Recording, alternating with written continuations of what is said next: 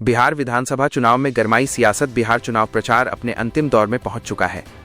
NDA ने अब तक मुख्यमंत्री पद के चेहरे का ऐलान नहीं किया, जबकि महागठबंधन ने सरकार पर तीखे हमले किए हैं। तेजस्वी यादव ने वादा किया, बिहार में अब कोई रोजगार के लिए बाहर नहीं जाएगा। ईवीएम पर उठे गंभीर सवाल। समस्तीपुर से ईवीएम और वीवीपैट पर्चियों के लापरवाही से फेंके जाने का वीडियो सामने आया है। आरजेडी ने चुनाव आयोग को चोर आयोग कहा और निष्पक्षता पर सवाल खड़े किए हैं। आयोग से जांच की मांग उठी है। अमेरिका में राष्ट्रपति चुनावी बहस का दौर शुरू। जो बाइडेन और डोनाल्ड ट्रंप के बीच पहली टीवी बहस हुई। दोनों नेताओं ने एक दूसरे पर झूठ फैलाने और देश को बांटने का आरोप लगाया। वाराणसी में पीएम मोदी के खिलाफ प्रदर्शन। वाराणसी में छात्रों ने वोट चोरी के खिलाफ विरोध प्रदर्शन का ऐलान किया था, लेकिन प्रदर्शन से पहले ही पुलिस ने एनएसयूआई बीएचयू के प्रेसिडेंट सुमन आनंद को हिरासत में ले लिया। कांग्रेस ने इसे युवाओं की आवाज दबाने की कोशिश बताया है। राहुल गांधी का बीजेपी पर बड़ा हमला। राहुल गांधी ने कहा, बीजेपी वोट चोरी कर लोकतंत्र को कमजोर कर रही है। उन्होंने दावा किया कि देश भर में वोटिंग प्रक्रिया में गड़बड़ियां हो रही हैं और चुनाव आयोग मूकदर्शक बना हुआ है। वीडियो में आगे बढ़ने से पहले आप लोग की वीडियो कहां से देख रहे हैं कमेंट में बताइए और वीडियो को एक लाइक कर दीजिए। गाजा में हालात फिर बिगड़े। इजराइल और हमास के बीच झड़पें तेज हो गई हैं। संयुक्त राष्ट्र ने चेतावनी दी, मानवीय संकट चरम पर है। हजारों लोगों को सुरक्षित जगह नहीं मिल पा रही। पीएम मोदी के भाई का बीजेपी सरकार पर निशाना। फेयर प्राइस एसोसिएशन के अध्यक्ष प्रहलाद मोदी ने सरकार पर समझौते के उल्लंघन का आरोप लगाया। उन्होंने कहा, उचित मूल्य दुकानदारों के साथ धोखा हुआ है। सरकार परिपत्र वापस ले वरना आंदोलन तय है। सुप्रीम कोर्ट में केंद्र सरकार की माफी। ट्रिब्यूनल सुधार अधिनियम मामले में बार बार सुनवाई टालने पर सुप्रीम कोर्ट ने सरकार को फटकार लगाई। अटॉर्नी जनरल वेंकट रमणी ने अदालत से माफी मांगी और कहा कि सरकार जरूरी सुधारों पर विचार करेगी।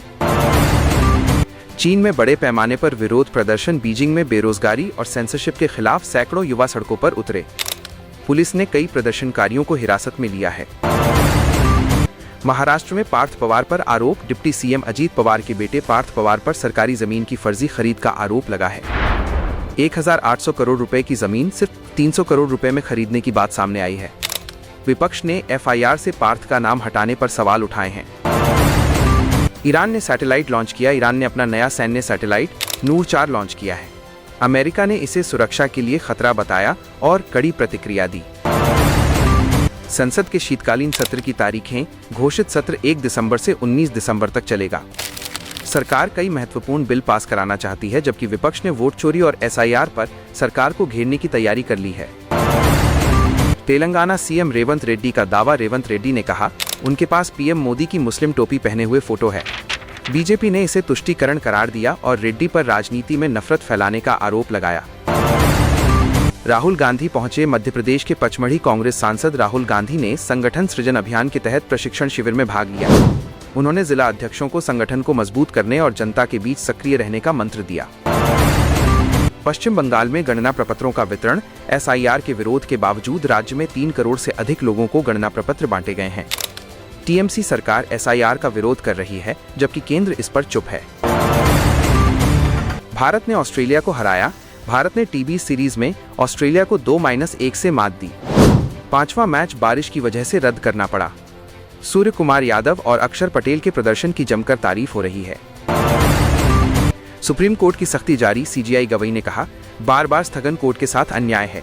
सरकार ने आश्वासन दिया कि सोमवार को पूरी तैयारी के साथ पेश होगी।